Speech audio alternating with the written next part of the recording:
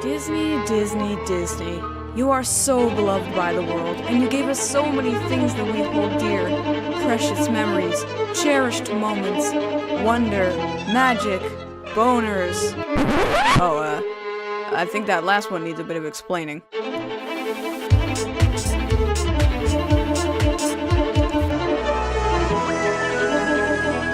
Hey everybody, Sol is back again. And this time on Channel Frederator, I'm going to be talking about every single last sexual reference that we could find hidden either sneakily or not so sneakily into your beloved animated Disney movies. Now please keep in mind that lewdness will be present at all times, plus many of these sexual instances have been explained away by the Disney employees. But that won't stop us from casting light on Disney's trousers when they're pulled down. 1942's Bambi. Bambi, a movie known for creating beautiful, serene world with many childlike wonders to explore, but it's really mostly known for mother death. Because of the mental scarring many children receive from having blatant matricide, some of them may have overlooked how the skunk, Flower, when he gets his first kiss, swells with the power of love, then a large amount of blood, and becomes stiff as a board. How charming. 1977's The Rescuers. Probably the most famous of the hidden Disney sexual mishaps, for two glorious frames in the background of The Rescuers, there's a picture of a topless lady. The titillating frames were only discovered after the movie was released on VHS back in 1999, and sparked a massive recall by Disney. It's never been revealed exactly who put the picture into the animation cells, but whoever did must have been really, really bored. 1988's Who Framed Roger Rabbit. With a character as buxom and alluring as Jessica Rabbit, why would anybody feel the need to sneak anything into this movie? Your biggest sexual stimulus is basically plastered on a giant billboard. That being said, it's still all, well, covered up and hidden in innuendos. Except for this. After Jessica gets thrown from the cab at the end of a short chase, her dress flaps up, revealing that she is indeed not wearing any pants! This was only discovered after the home Laserdisc release in 1994 and has since been censored. 1989's The Little Mermaid. Movie covers. They can instill us with visions of grandeur and excitement, as well as terror and dread, and oh, who the hell am I kidding? There's a jingle bone on the Little Mermaid VHS cover. While Disney insisted that this suggestive structure was only included in the cover due to time constraints on the artists, and was not intended to be an undersea schlong, they still removed the offending edifice from the poster. But how can you blame the artists? It's not like they expected someone to start staring vacantly at their box art until things started looking like dongs. Another little tidbit comes from the actual movie itself, where near the very end, when Prince Eric and Ursula are about to get married, a short clergyman steps up to give his blessing to the new couple and gets a little too excited about it. Disney claims that this is in fact the man's knee, but in a knee-jerk reaction, no pun intended, they edited out the very happy little knee from all future releases. 1992's Aladdin. Most likely one of the most debatable of the hidden references, during the scene where Princess Jasmine finds Aladdin on the balcony, he appears to say something odd. Listen, if you will. Good, can you just take off? Did you hear it? Sounds kinda weird and hard to hear, but nothing very offensive.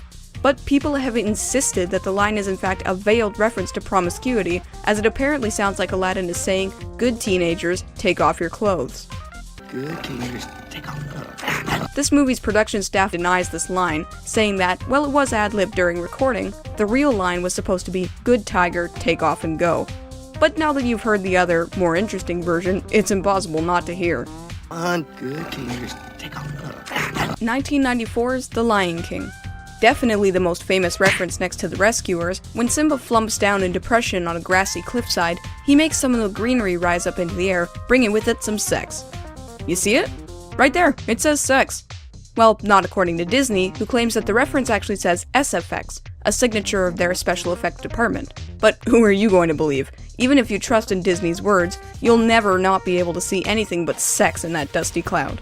It's also worth mentioning that some have argued that the 2002 re-release poster of The Lion King has a scantily clad woman hidden in the artwork. Don't see it? Here it is with the outline. Yeah, good luck on seeing that.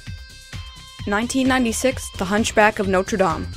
While some people may disparage The Hunchback of Notre Dame as being a watered-down, Disneyfied version of the original Victor Hugo story, most people won't tell you that the song Hellfire isn't anything but impressive and grand, while also being a little disturbing and perverted. But they just weren't looking close enough. It appears that Esmeralda's dancing form in the fireplace becomes unclothed in the last few frames before it disappears. It's hard to see, and somewhat up for debate, but only one thing can be said about this. Those are some fine bazongas. 1996's Aladdin and the King of Thieves. Disney's straight-to-DVD lineup isn't considered stellar, but that doesn't mean they can't slip in some innuendos every now and then. Case in point, during a wedding scene, the earth starts shaking from a stampede, and that rascal genie says, quote, "I thought the earth wasn't supposed to move until the honeymoon." Nice little joke for the exactly 0 adults watching this movie. 1997's Hercules. There's no real beating around the bush here with this one, people. After Hercules punches the river guardian in this Greek epic, a horseshoe falls on the guardian's head, and a huge Long John Silver grows out of his forehead. This isn't even hidden or anything, it's very clearly a set of family jewels. The one thing I wonder about this is why this didn't ruffle anyone's feathers. It is very clearly a knobgoblin. Sorry, getting one carried away here. 1999's The Brave Little Toaster to the Rescue. This may not be a movie as fondly remembered as the other entries on this list, but there's no denying this scene's intent.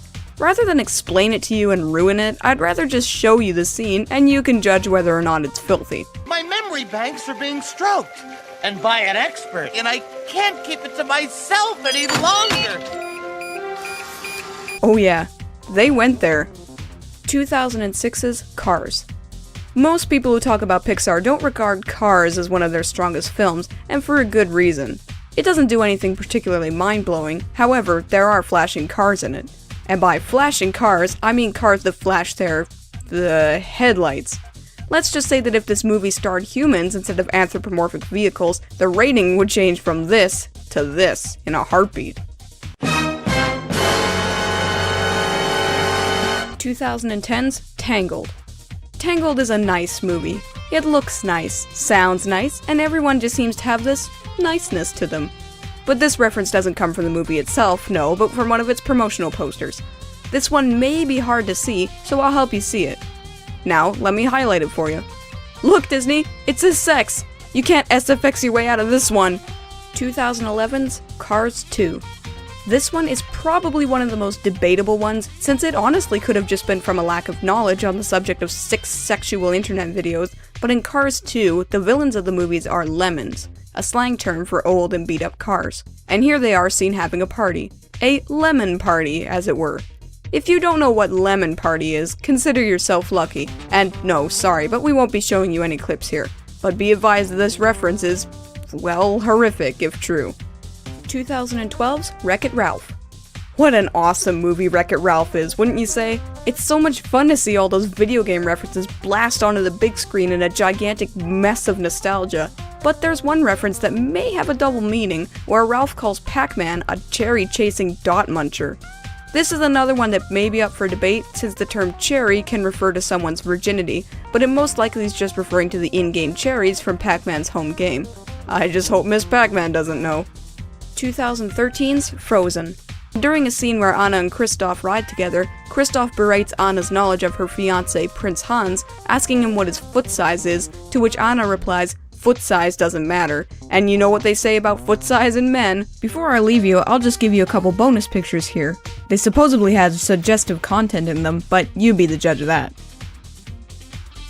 Thank you for watching, everyone, and a very special thank you to Eye of Soul who put this together for us. It's a fantastic video, and I know this was a long time coming. You should totally check out her channel over here. And if you're looking for more videos from Channel Frederator, check out 107 Facts about BoJack Horseman and 107 Facts about Frozen. They're both also worth a watch. And remember, Frederator loves you.